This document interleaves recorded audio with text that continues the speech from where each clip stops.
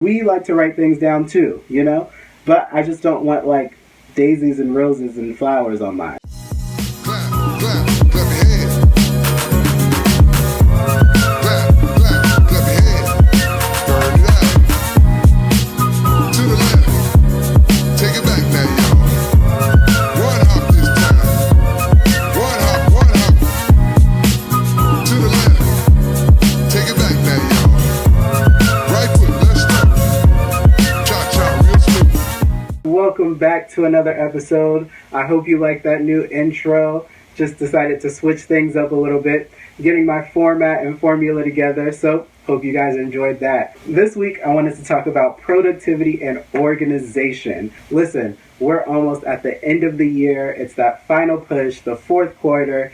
August is almost over. I can't believe it. It's almost 2017, which means it's the last push of the year, the last push towards those goals that you set for yourself at the beginning of the year. And I'm going to give you some tips on how to keep yourself organized so you can reach those goals and reach even higher next year. All right, so the first thing you want to do is before each week begins, you want to take the time, about an hour, and plan out how your week is going to go. What major things are going to happen, what you need to be at, what you don't need to be at, what you can send an email for, what you can send a text message for, all of those things, because it will help you in the flow of your week every day. Now, I usually do this on a Sunday. That's the beginning of the week for me. It's the day that I can take an hour and really, get into what I have to get done that week and plan out each day efficiently. So when the day comes, I know what's happening. I'm not frantic. I know exactly what I need to do, where I need to be, all of that good stuff. So make sure you're taking an hour before your week starts, going through your schedule for the week so you can effectively execute how you want your week to go. Going along with planning out your week, I think everyone should get themselves a physical calendar / date book / notebook, whatever you want to call it. It really helps to write down the dates and the things that you have coming up, because as you write things down, it's actually easier to remember them. It's really important to get yourself a physical book to actually write things down, because I am like the tech gadget king. I was really gung-ho on using all the apps and the calendar apps and organizational apps, and they're good, they're great, don't get me wrong, but there's nothing like having the physical planner, because if it's something that I really want to do, I'm going to take the time and write it down.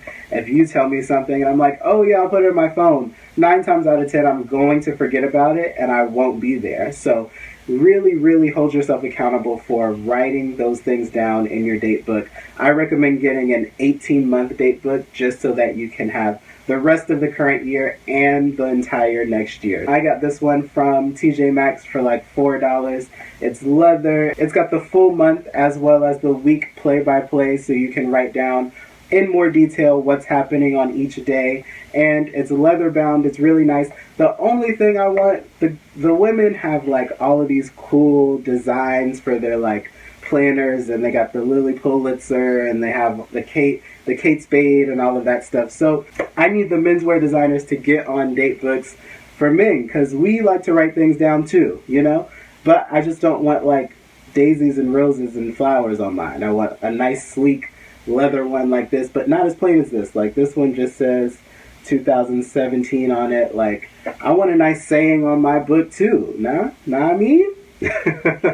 Now this is my red journal that I take everywhere with me. If you see me in the streets, I usually have this with me. It's just a journal with line pages that I take and jot things down. Before putting them into my calendar, I jot down ideas and notes in here for the YouTube channel, for any other ideas that I have, and it's really helped me. So I suggest, in addition to the date book, that you get yourself a mini journal book that you can keep with you throughout the day and jot down notes and ideas and all of that. Writing things down helps, folks, I promise you. My next tip is to take some me time in the morning. As soon as you wake up, the first thing I suggest you do is like center yourself. You sit up in the bed and you pray, you meditate, you do whatever you need to do to center yourself, to get yourself ready for the day and what is coming, because the day is coming for you. You're awake, you have another day to attack, and it's time to get the work done. This is the time that you reply to those text messages and emails that you got overnight,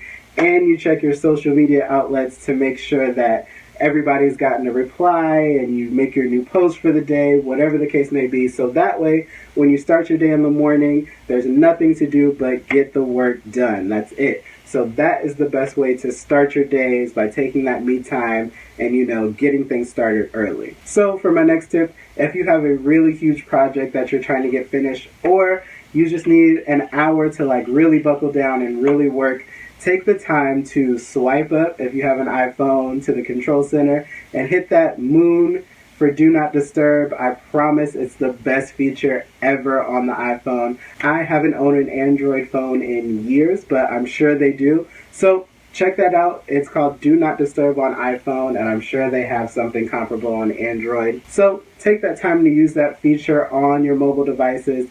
Do Not Disturb really helps. It takes away all of the distractions. You don't get any pop-up notifications, no push notifications from any of the apps, any social media, anything like that. So you can take that hour or 2 hours or whatever you need to do and get those things done. The only things that are going to come through are telephone calls from people that you've designated as favorites. So I know I have my immediate family, like my mom, my dad, my brother and sister, really close friends designated as favorites. So if anything does happen, they call me, it's important, that call is going to come through. If it's anything else and you're not on that list, you're going to have to wait until I turn it off to get a reply. And I do sleep with Do Not Disturb on, so if you've called me and you've noticed that you've gone straight to voicemail, it's because Do Not Disturb is on and I'm knocked out. And for my last tip, at the end of the day, just take some time to sit down and go through your calendar, go through your to-do list that you have for the day and